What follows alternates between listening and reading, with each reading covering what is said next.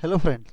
तो आप लोग को पता है फ्रेंड्स कि एमआरएस का एग्ज़ाम डेट आ चुका है और एमआरएस को देखते हुए हम लोग एक इंडियन ऑथर डिस्कस कर रहे हैं फ्रेंड्स। जो आज हम लोग पिछले क्लास में आर के नारायण को डिस्कस कर चुके हैं और इसके अलावा जो आज डिस्कशन कर रहे हैं फ्रेंड्स, वो आपका जो है अनीता देसाई है ना।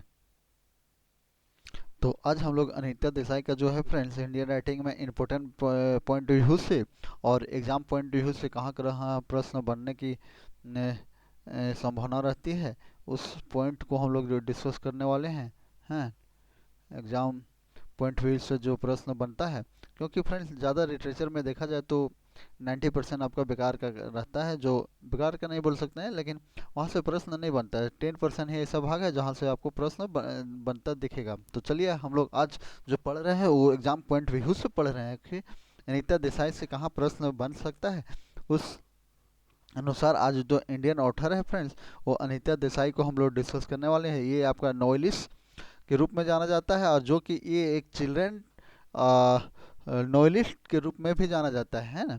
ये सबसे इम्पोर्टेंट फैक्ट है फ्रेंड कि ज़्यादा लोग इसमें चिल्ड्रन अगर पूछा जाता है कि चिल्ड्रन चिल्ड्रन नॉवेलिस्ट कौन है, तो ज़्यादा लोग आर के नारायण को मारता है, क्योंकि उसका सेटिंग जो है मालगुडी फिक्शन टाउन में मिलता है।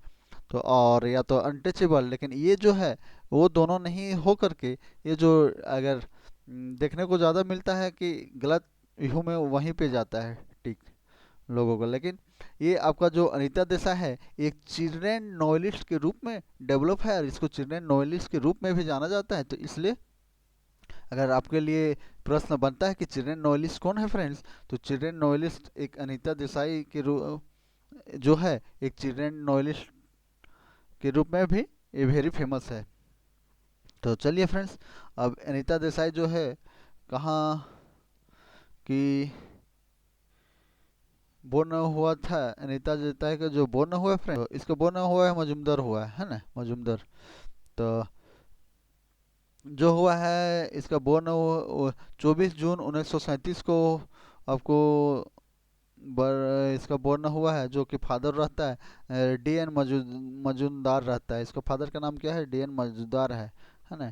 तो इसका मदर जो है टोनी नाइल, टोनी नाइल जो है इसकी मदर है। और स्वीन जो है देसाई इसकी डॉटर जो है फ्रेंड्स, किरण देसाई जो है इसकी डॉटर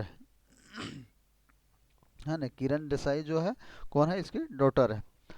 और बीए जो करता है फ्रेंड्स, ये बीए जो किरण अनीता देसाई जो कहाँ से करती है, तो दिल्ली यूनिवर्सिटी से इसका बीए बैचलर ऑफ आर्ट्स जो करता है वो कहाँ से करती है, वो तो दिल्ली यूनिवर्सिटी 1957 में करती है। Bachelor of arts in English में करती है। तो बैचलर ऑफ आर्ट्स जो है इसका दिल्ली यूनिवर्सिटी से होता है। और इसका जो 3 टाइम शॉर्टलिस्ट जो होती है वो बुकर प्राइज के लिए होती है ये, है ना। बट थ्री टाइम जो है इसको बुकर प्राइज के लिए इसको शॉर्टलिस्ट किया जाता है। और इसका जो इम्पोर्टेंट जो बुक है, शॉर्टलिस्ट जो बुक है उस पर हम लोग आज फोकस कर रहे हैं। जो इसका बुक प्राइज विनिंग प्राइज जो है फिक्शनल टोन पे हुआ है, वो 1980 में जो हुआ है ना।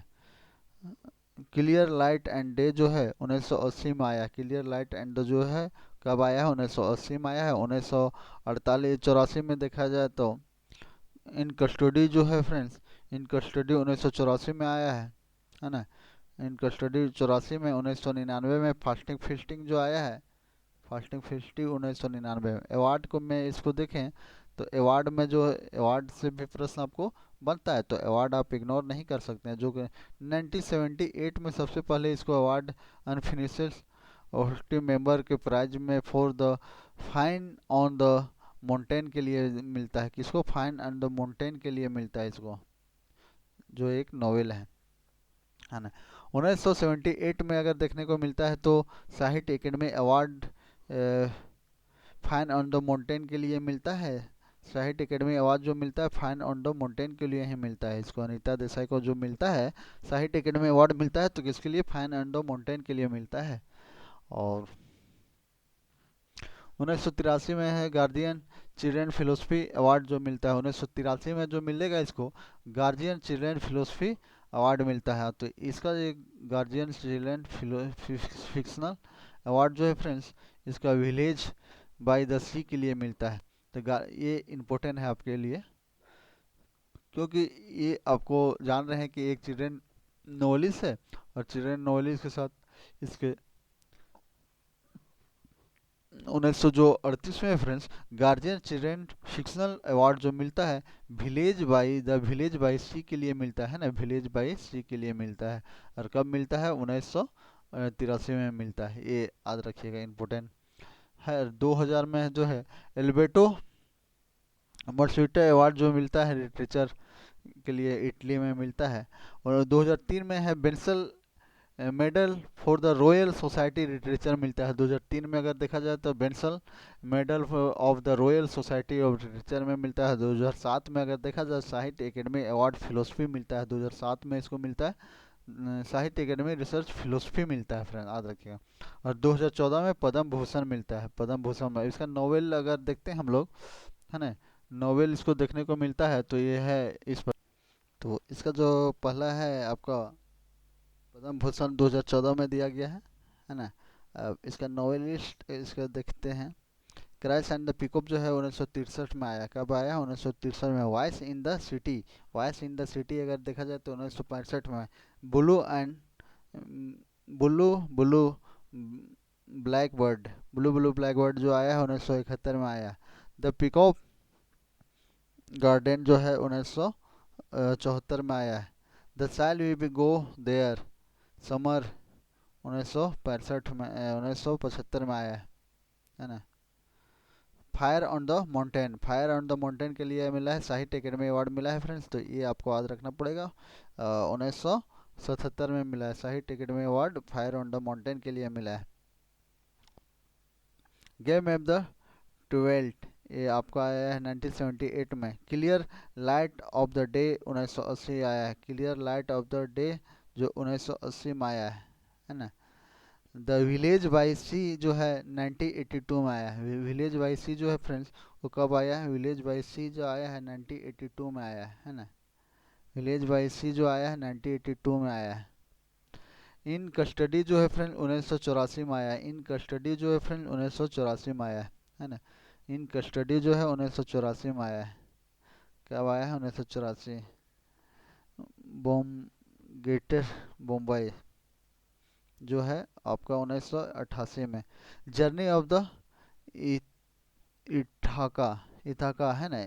जर्नी ऑफ द इथाका जो आया है फ्रेंड वो आपका 1995 में आया है। फास्टिंग फिल्टिंग जो है इसको भी आपको याद रखना पड़ेगा। फास्टिंग फिल्टिंग में भी ये नॉमिनेट हुआ है। किसके लिए? तीसरा टाइम जो नोबेल प्राइज के लिए नॉमिनेट किया गया था, तो फास्टिंग फिल्टिंग के लिए ही किया गया था 1999 में। Diamond and dust and the other story ये आपका 2000 में आया है। तिजाब जो है वे है आपका 2004 में आया है। चिल्ड्रेन बुकर है ना, चिल्ड्रेन बुक के रूप में जो जानी जाती है, इसके लिए फेमस है वो अनीता देसाई। तो ये आपका विलेज बाय द सी जो है फ्रेंड्स ये आपके लिए इम्पोर्टेंट है। ये विलेज बाय सी में भी इसको मिला है अवार्ड। तो 1982 में पब्लिश हुआ है ना। विलेज बाय सी कैसा है? तो चिल्ड्रेन नॉवेल है। Cry and the peacock, cry and the peacock ये भी आपका बहुत इंपॉर्टेंट है। क्राई एंड द पिकॉक जो कि 1963 में आया है ना। कब आया? 1963 में आया। Cry and the peacock.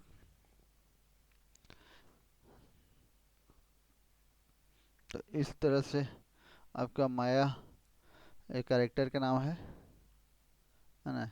आप ये सब थोड़ा देख लीजिएगा, लेकिन जो पॉइंट इम्पोर्टेंट है एग्जाम पॉइंट ऑफ व्यू से है वो हम लोग डिस्कस कर रहे हैं। बाकी अब समरी से इतना प्रश्न पूछने की संभावना अब नहीं रहती, समरी आपको बेकार है।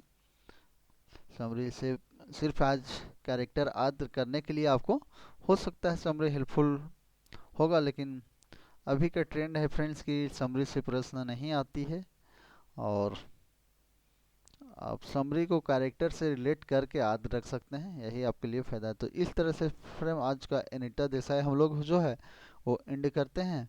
और